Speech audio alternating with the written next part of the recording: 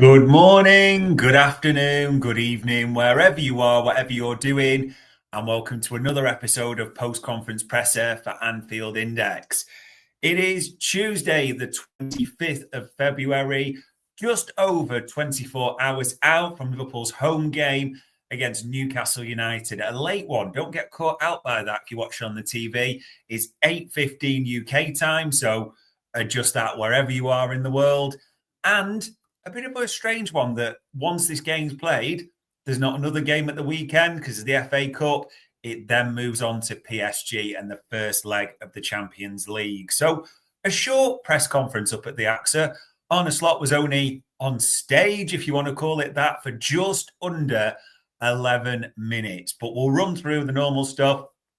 The questions Arne Slot was asked, the answers he gave. We'll talk about any injury news or big updates that came out. We'll talk about the clues from that City victory at the Etihad, Newcastle threat, and then my predicted lineup, score and scorer as ever.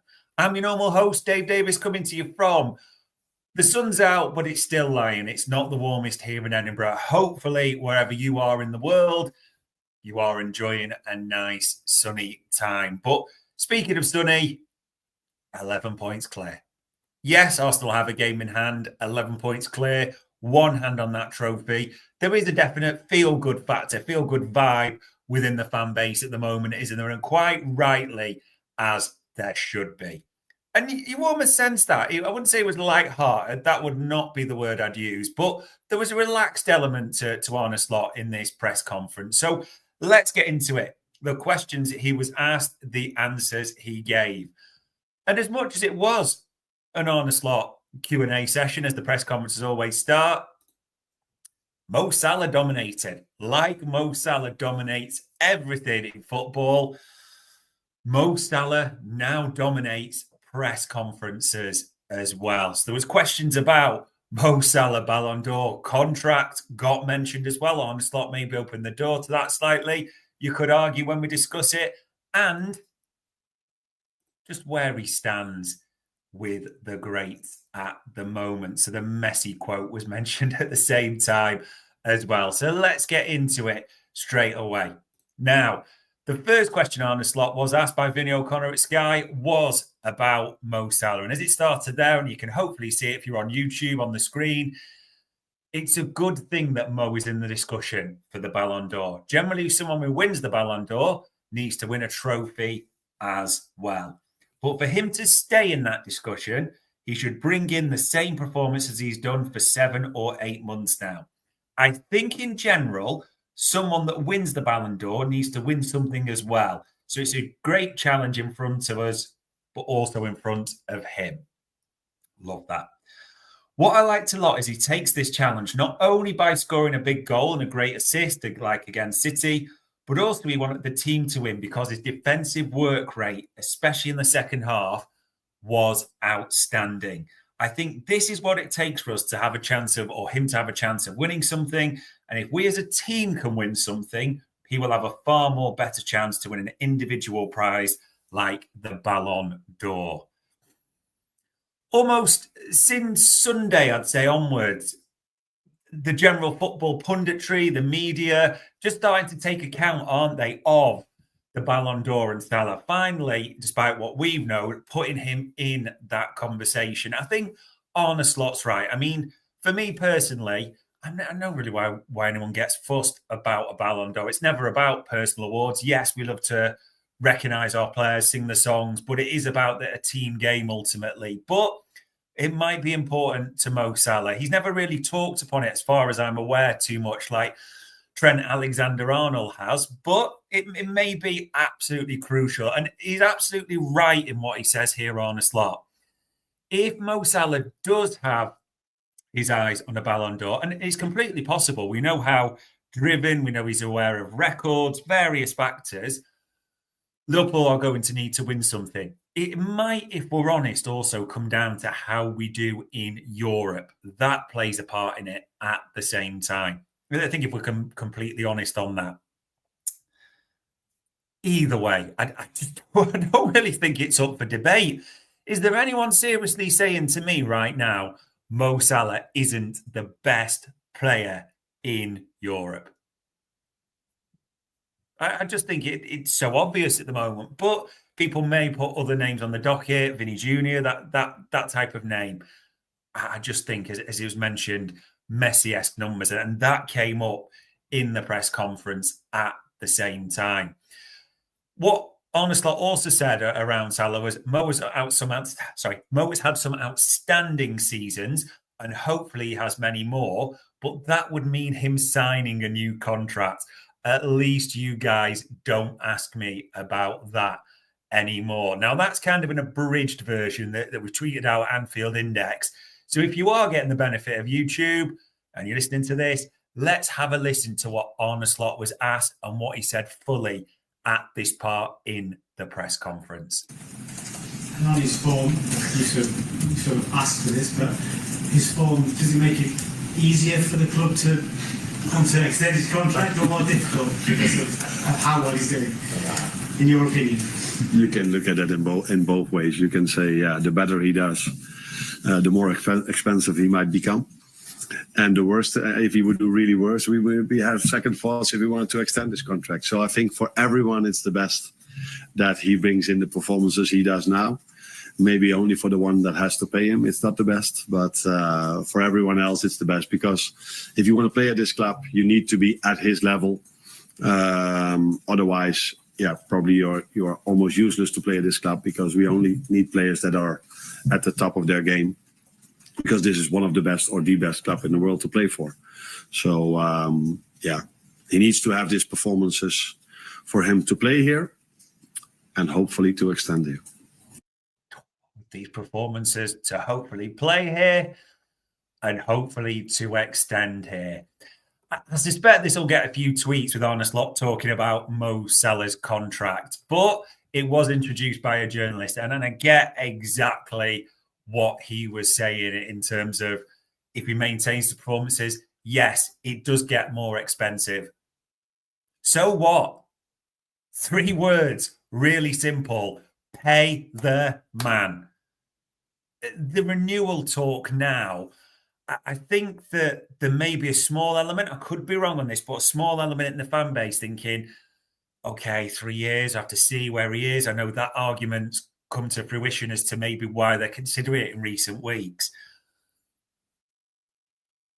Look how many goals and assists, goal contributions Mo Salah has. Take those out the team, where are we? Is there a more important player to Liverpool right now? Van Dijk in the argument? No doubts about that at all. You can make a case. But in terms of getting us over the line, the big moments and against the big teams, it's Mo Salah, isn't it? So when he talks about contracts and people will say, is this news? Is he intimate anything? I'm not sure. Arne Slot has played everything pretty much with a straight bat so far. But when it now comes to Mo Salah's contract, pay the man. It really is that simple for me. Get it done. Him and Van Dijk, you just honestly cannot afford to let leave at the end of the season. You are seeing, regardless of the age, what they're producing. Trent, I think, is a different scenario on its own. I think we've all got our honest suspicions of what's going to happen there, but it's mentioned here. In simple terms, forget the name Salah. Would any other club be talking about a player who's got a few months left to run on his contract, who's a serious Ballon d'Or contender, the front runner, be talking about leaving on a free? It just wouldn't happen. Pay the man. Need to get that done before the end of the season. Other stuff that came out the press conference, there was a little bit on injuries there. So Alexis McAllister, I don't know if anyone saw that, had kind of a bashed up face after the City game. So he was asked about that. Arne Slot said, no, he trains with us today. He is absolutely fine. Was also asked about Conor Bradley and said he is out for a few weeks. I cannot tell exactly how many, but it's clear that he went off with a muscle injury and it's going to take a while before he is back. So, yeah, a few weeks without Conor Bradley and maybe a week between games isn't a bad thing with the right back situation at the moment. So we should say Jarell Quansah is the cover at right back for Trent at the minute. I can't really think of anyone else unless anyone wants to comment or share differently. The other thing to say around injuries, no mention of Diogo Jota at all in today's press conference. I don't know if there was an embargo later on, so who knows. But the reason I'm mentioning Jota's name is Arne Slot did say post-match after City that Jota had told him he was suffering from tightness, and I've seen people adapt those quotes, but that he was tight, he wasn't ready for the City game. So I'm hoping the fact he's not mentioned means all good to go, ready to sort of step up for this Newcastle game that way as well. DK there saying, Salah and Messi, I'm an Argentinian and a Liverpool fan. Messi is the greatest ever, but Salah is the closest player I've seen to be able to recreate his vision and scoring ability with the left foot. I mean, that is praise from an Argentinian in whole, isn't there? No two ways about it. You have to praise Mo Salah and what he's done. I'm one of those that despises comparisons. I really are. I get bored of all that. What is it? The Gerrard, Lampard goals talk that goes on. I get bored of like the Messi, Ronaldo. I just appreciate greatness. I think a Slot answered this, so I didn't really touch upon it too much. As to use his words, it's unfair to compare them, so I've never wanted to do it. But just the fact you are mentioning Salah in the same breath tells its own story completely. And the only other real notable call out from the Q&As was about the title and that situation, and is the race over? He said, I don't think I even need to enforce that message because these players are the ones that played. And I know the Forest fans are going to like me for saying this again, but these players played the Forest home game. These players played the Fulham home game. These same players played the United home game and the Newcastle away, which was a difficult game for us. 2 times being a goal down and then being 1 up and eventually drawing it 3-3. So I don't think it's necessary. These players are so long in this competition, even much longer than me. So they know how difficult every single game is. And if you have to play 11, that it's still a long way to go. I love what he's saying here. I mean, the Premier League table looks a beaut, doesn't it? 11 points clear, 27 games played. Yes, Arsenal have a game in hand, but Forest being their next one, how difficult is that for them? It's, as we know, a very tough place to go. But that doesn't mean it's over. Yes, the odds are there. I think the supercomputer says the 97,654 probability or something of us winning the league. 7 of the 11 games are at home. But the mentality cannot change. The eyes are on the prize until it's done. That simple. So I did love that answer that Arne Slot gave. And there was a little bit about Newcastle and praising Isaac and different players there and Eddie Howe, but we'll come to that very shortly. In fact, as we always do in post-conference presser, let's rewind to this one. 2-0 at the Etihad. What are the lessons that ever we take from that? Who'd have thought we'd be saying 34% possession and dominant? Usually, if there's a 34% possession stat, it's the opposition, hasn't it, when we battered them at Anfield. But we had 34% of the ball, that 4-2-4 out of possession. We were organised. I won't say we looked impregnable, but it was Van Dijk and Konate especially, an absolute rock. How well did so many players play? I mean, we know what Salah's like and what he doesn't. It's funny that it's me, Everest, saying, I don't like comparison anymore. I just want to cherish every moment of success we have with Salah. So do I, pal. Let's hope it's for many a year longer. So Salah, the star. But Szoboszlai as well, it's important to mention. The real chief of the supporting cast. A goal, an assist. And in fact, it was nearly 2 assists for Curtis Jones, wasn't it? It was just offside. How many runs did he make? And you saw him afterwards. He fell to the turf, didn't he, at full time? Absolutely exhausted in this one. And that'll feed into my lessons in the Newcastle scenario that I'm going to sort of stare into at this. The only other real thing that's sort of I really take from this is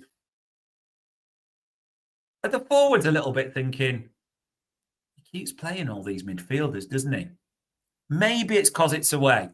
Villa away, all the midfielders.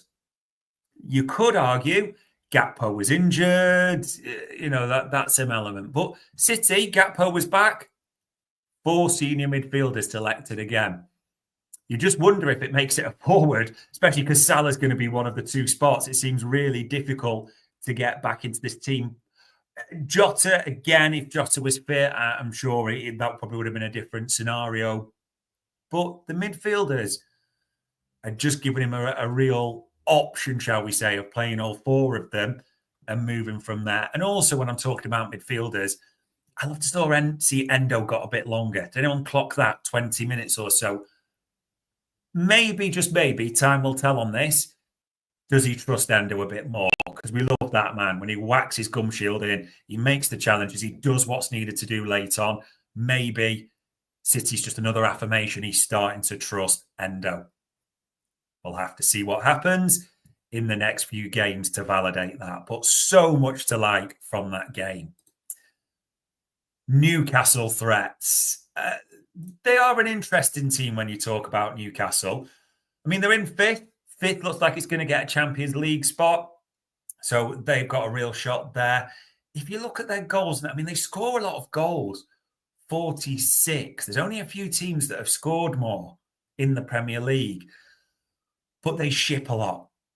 36. That's a lot of goals at this stage of the season. And we remember even away, we got 3, didn't we? Just that Keller Herrera stops it being 3 points. You look at their last 5. I mean, Bournemouth battered them at home. That 4-1 defeat, 4-1 victory for Bournemouth, you could say, it didn't flatter them. Everyone beat Southampton, with the greatest of respect. Lost at home to Fulham. City destroyed them in that first half, didn't they? We know what we did to City. Although, even this last game is interesting when you talk about the threats, because they were 4-1 up at half-time, and yet at the end, they're holding on. It's a 4-3 victory over Nottingham Forest, but that doesn't quite tell the story of everything, does it? That Forest came back, and there was a bit of fortune there for Newcastle in that one. So they can be got at. But when we talk about their threats, I mean, you don't go any further than Alexander Isak, do you? Mentioned in this press conference his quality. 24 appearances in the Premier League, 19 goals. 19 goals, 5 assists. He is the main threat, especially as Arne Slot talked about on the break. Anthony Gordon started to come back into form, and maybe the talk with us, the links, distracted him at the start, but 11 goal contributions in 25. So he's the other one to watch out for. A name that many people might jump on me for, but it is important to mention. Almost when you think about him, not a headline name, Jacob Murphy, but if you look at there, 5 goals, 8 assists, 13 goal contributions in 23 Premier League appearances. A possible threat. Those are the 3 I would call out especially. And a few comments coming out about Newcastle. Ballers FC there saying, I think Newcastle's focus has been on the final ever since they beat Arsenal. I wouldn't mind that at all, to be honest. Maybe they are thinking about the final. And you'd understand why if you were a Geordie. Not won much ever. That's not to be derogatory. It is a huge club. It's a huge, passionate fan base. But there's not many trophies that there's similarities but stark differences with us at the start time. So you understand if those Newcastle fans and maybe the players are thinking about Wembley. So I asked David Lynch, is it a Carabao dress rehearsal? And he's maybe made the point that maybe their minds are there. It is a fair shout in that regard. But when we talk about threats, the form doesn't look the best, but they did win their last game. And when you talk about their players, there's 2 or 3 that can really hurt you. One Swedish forward in particular, who we know Liverpool like the look of, but that's maybe a different show for a different day. Which then brings us into our lineup, score and scorers. Ballers FC's gone there, saying Ali, Trent, Kanate, VVD, Costas, Grav, Mac, Jones, Salah, Jota, Gakpo. I don't think I'm going to stray too far away from that, funnily enough, at all, Ballers FC, that Trent, well, he's the only available right back at the moment, isn't he? So that's obvious. I would start Costas myself, but the fact Andy Robertson came off Robbo 20 minutes to go, I think Robbo starts. I don't know what Costas has done or is not doing, but he just can't seem to get in the lineup. And I thought Robbo played quite well against City. I want to give him a shout and praise for that, but his overall form hasn't been the most convincing, if we're honest. But I do think Robbo will start again, like it or not. It wouldn't be my choice in this. And the two centre-backs, the wall completes itself. Midfield. I mean, I think unless they are, just rendered incapable, then Mack and Gravenberch are going to be the pivot. No two ways about it. So they're going to start, which then comes to, is it 3 or 4 midfielders he's going to keep? I think the fact that Dominic Szoboszlai looked exhausted, really much collapsed to the turf, I think he is on the bench for this one personally. So I think Curtis Jones starts. And also, did anyone clock? Curtis was the one that came off for Endo, wasn't he, with 20 or so to go. So I think Curtis Jones is going to start this game. I suspect Szoboszlai at some point to join from the bench. So I do think it's back to 3 midfielders, Szoboszlai on the bench, which means you've got to pick 3 forwards. Now, one, the Egyptian king, the demigod, picks itself. So who are the other 2? I think Diaz did well in that City game. I know people will call for no goal contribution again, but I think Cody Gakpo at home. I mean, has anyone seen the run Cody Gakpo is on at home at the moment? Just absolutely insane, isn't it? In terms of important goal contribution. So I'm thinking Gakpo is going to start on the left. And unless anything comes out now in the embargo section, I'm expecting Jota to be up front. So very similar to Ballers FC. For me, Alisson, Trent, Konate, VVD. I do think it will be Robbo at left back personally. Grav and Mack as the base. Jones a bit higher. Salah on the right. Gakpo on the left for me. And Jota in the middle. A home game at Newcastle is very different to an away game at City, isn't it? In terms of they expect probably Newcastle to score. We might just be looking to outgun them, which I think we should do in that regard. Yeah, Jan Temple saying that it is superb to have Gakpo back, especially when you look at the record he's got at home. So important for us. Which then only leaves it to score and scorer, doesn't it, in that regard? For me, ahead of this one, and it is a huge game, it's a challenge to play Newcastle. I expect us to score, but I expect us to concede. So what I'm going for in this one, rightly or wrongly, and I'll take it all day long as we win with no injuries, 3-1. Only a 4 bets against Mo Salah being on the score sheet, don't they? So 3-1, Salah to score. Jan also saying there, I'm worried about Newcastle getting in behind the fullbacks. Trent's going to have to be on it. Anthony Gordon is not Jeremy Doku, just to be clear, that he can go past and he can cause harm as well. So Trent's going to have to be on it at right back. Robbo, against Murphy. We'll see. That'll be an interesting contest. He's got goals against us, hasn't he? Got that blammer at St. James's Park. He scored at Anfield as well. So you hope, like on Sunday, VVD and Konate are on it to meet the challenge they will bring. But 3-1, Salah to score is what I've gone there. Ball has gone 2-0. Listen, and a clean sheet would be great if we could get into that routine. It's just at this stage of the season, win, no injuries. That's what it's about. Because if you can do that, remember, we have the weekend off. There's no FA Cup game for us. Maybe that defeat to Plymouth isn't looking too bad now, if you're deadly honest. So you can move on from there and have the rest before PSG, the away leg, a week tomorrow. We will see, though. Just over 24 hours. Say it's the late 1, 8:15 kickoff at Anfield. Wednesday, the 26th of February. 3 points and no injuries. And can you imagine if this is what you hope happens, and I'm in the ground, I'm hoping this happens. Forest Arsenal is 45 minutes before.